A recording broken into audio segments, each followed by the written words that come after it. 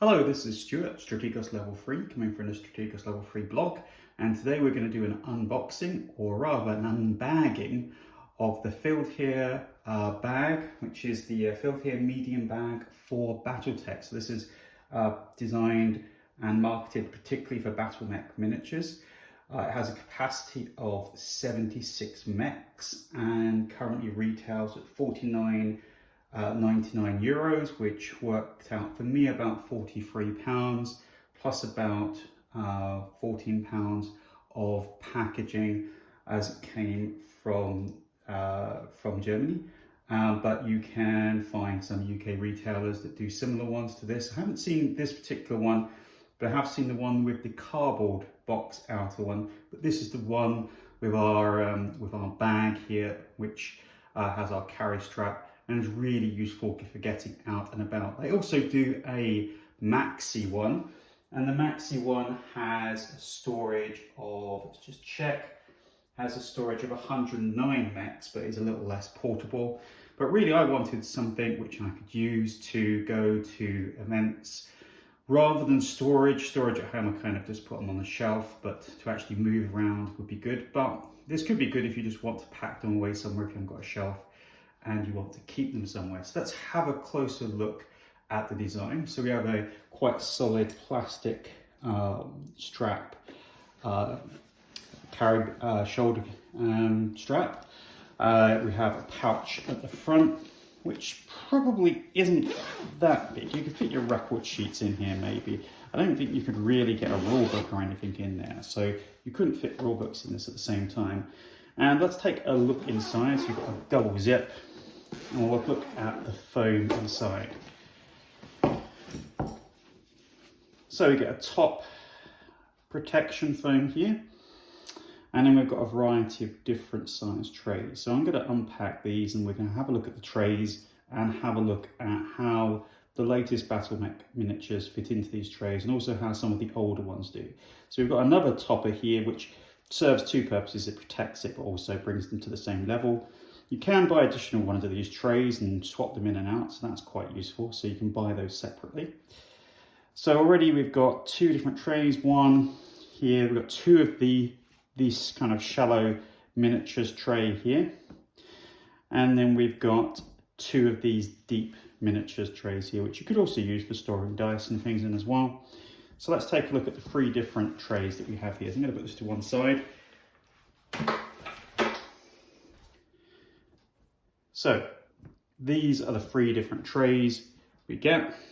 We get two of the large miniature trays, two of the medium miniature trays, and one of the deep square trays here, which I think can be useful for vehicles or for standing mechs up rather than lying them down. So I'm going to just have a go to start off with this tray here, the shallow tray. Let's try putting some miniatures in here from the BattleTech A Game of Armoured Combat box set and the BattleTech Beginners box set. So we've got our Wolverine. That goes in nicely. The base just comes up to the top here. Okay. Another Wolverine. Our Battle Master. So this one's a bit more thing. It's not going to fit in that one, so I'm going to put that to one side. Got a Locust. That fits nicely in there. Again, they're a bit, maybe not as deep as I'd like for the bases, but they are soft, so it will kind of squidge a bit. We've got our Griffin from the Beginners box set, and that's just about the right size. Catapult, again, just about fitting in.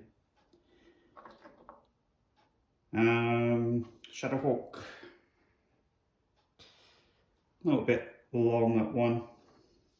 And I don't think we're going to get our Awesome in. Just about, could just about get the Awesome in there. Thunderbolt. And our Commando. So, a couple of issues. This is what we call a hard foam, which means that some people might be worried it might kind of abrade their miniatures. And I'd say if you're going to move them from one place to another, you do want to add in some additional packing material, and you can get some soft foam and just, for instance, pad out here and here, or even just put little bits. Most of these are being held quite well. And if you put this topper over the top, then that's going to protect them quite well. And also the bottom of each one acts as a topper for the next one. And again, they're actually quite soft from, not as hard as some products. So maybe they're not going to abrade paintwork too much actually. But that kind of squidges down nicely there and takes and stops them from moving around as well. We don't really want them rattling around as you're moving, but again, with any case like this, you really need to maybe pack it out a bit more if you're doing serious traveling, and put some paper towel or put some little bits of foam or do something to kind of pack them a bit more. So let's look at some of the other miniatures. We're going to look at the force packs. So we've got our inner sphere force packs, and this is where we're going to start running into some issues. So this Warhammer's got very long barrels, and I found that the problem with the Warhammer barrels there is they will bend. So I'm going to put these ones to one side. I don't think they're going to work very well. Same with my Rifleman that's got his barrels extended. That's not going to work very well. But Phoenix Hawk fits in nicely. I can never remember whether this one is a Wasp or a Stinger. And the other Wasp, Stinger, and the Valkyrie fits in nicely there. And I think that's... Oh, we've got an Archer. That just about fits in. And I think that's it. I'm sure there's one more somewhere around here. So those are all of our force pack miniatures that can fit in there. Clan mechs. Well, there are some big ones here, and I don't think some of these are going to fit. So, for instance, our Executioner isn't going to fit very well. Our Gladiator isn't going to fit very well. Again, when the barrels are very long.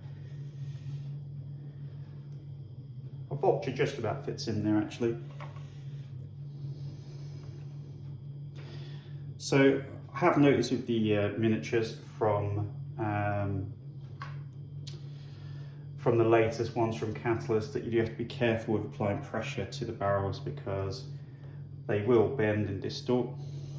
Unlike metal, they will tend to kind of more snap rather than just bend, and you can bend them back.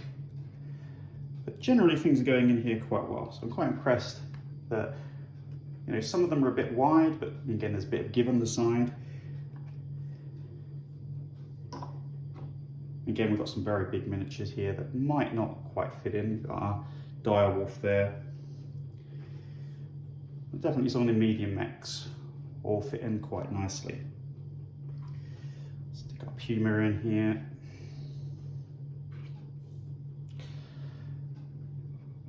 Nova and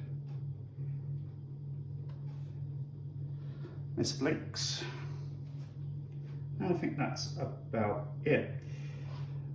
So in general, and we shouldn't forget our lovely Urban Mech with surrounded by elementals that are about to eat him. So it fits in generally nice. We've got those ones for our lying down stock, and if I put this on top here and then place that on top here, I'd be quite happy. But most of these, there are some, and maybe I think the pressure on the barrels I could keep an eye on, but I think this one is quite good. So I'm going to put this to one side, I think that's good. And let's take a look at the standing one. So this is, I think, good for two things.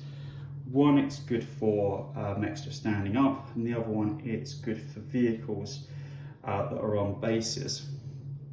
So if I take my elementals here, I could drop my elementals in here and they fit quite nicely into the pouches. I could even get a little bit of foam maybe and create a double layer. They might rattle a bit. I might have to pack them at the top.